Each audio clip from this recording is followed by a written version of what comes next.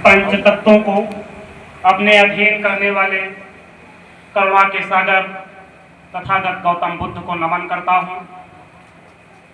भारत को एक क्रांति के दौर से अखंड भारत बनाने का कार्य करने वाले दादा चंद्रगुप्त मौर्य को नमन करता हूँ, जिसकी छत्र छाया में भारतवर्ष का सितारा चमचमाया करता है।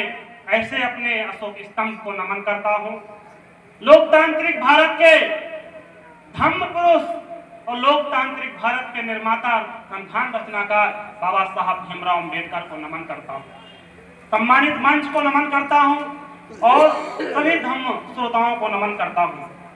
साथियों, बात उस समय की है जब भारतवर्ष पर जैसे आजादी के समय पारकी शासन ब्रिटेन के लोग ब्रिटानिया शासन हुकूमत कर रही थी, ऐसा ही एक समय था जब भारत पर विदेशी आक्रांता नजर लगाए बैठे हुए थे।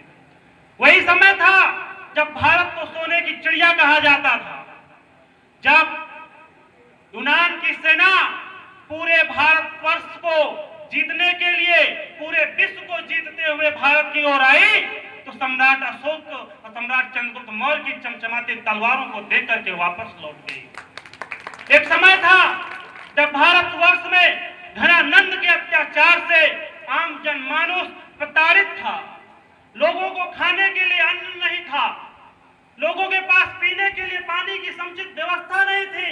लोग कहते हैं वो तो शूद्र राजा थे, लेकिन शूद्र राजा होते हुए भी धनानंद ने आम जनमानस को जीना हराम कर रखा था। ऐसे समय में क्रांति आई। वो क्रांति जन चेतना के माध्यम से, जन जन के माध्यम से वो आगे बढ़ी। आचार्य चाणक्य के नेतृत्व में चंद्रगुप्त मौर्य जैसे महान योद्धा तैयार हुए और धनानंद का अंत किया। वही समय, वही काल भारतवर्ष में स्वर्ण युग, सोने का चिड़िया भारत जिस समय था, वो वही काल था। अब आते हैं वर्तमान पर। वो समय तो बीत गया, लेकिन आज लोकतांत्रिक भारत में हमारी स्थिति क्या हो गई है? बाबा साहब भीमराव अम्बेडकर ने हमें वोट की ताकत दी। बाबा साहब भीमराव अम्बेडकर ने हमें मूल अधिकार दिए, संविधान दिया, कार्य करने की आजादी दिया, अपने मन के मुताबिक अपने विचार को ग्रहण करने के लिए आपको संविधान दिया, ताकत दी। लेकिन क्या वर्तमान समय में वोट की ताकत आप पहचान पा रहे हैं? क्या आप भूल सकते हैं जब अयोध्या में भगवान महात्मा बुद्ध के मूर्तियों को दफन किया जा रहा था, तो अपने समाज के जो नेता थे क्या आवाज उठा रहे थे? क्या चंद्रगुप्त मौर्य की जयंती मनाने वाले झूठे लोग क्या सदन में आवाज उठा रहे थे? क्या आज भारतवर्ष में सम्राट अशोक के 84,000 स्तूप हैं। सभी कह रहे हैं कि हमें हमारा हिस्सा दे दो। कोई कह रहा है यहाँ हमारा जगह है, कोई कह रहा है हमारी विरासत है। अरे हम लोग कब कहेंगे हमारे 84,000 स्तूप हैं? नहीं दे सकते हो, अखंड भारत मत दो, 84,000 स्तूप पर हम लोगों का अधिकार तो दे दो। बिहार में एक संग्राम चल रहा है, क्रांति चल रही है महाबोधि को मुक्त कराने का। उसमें हमारे समाज के नेता क्या सदन में कितनी आवाज उठा रहे हैं?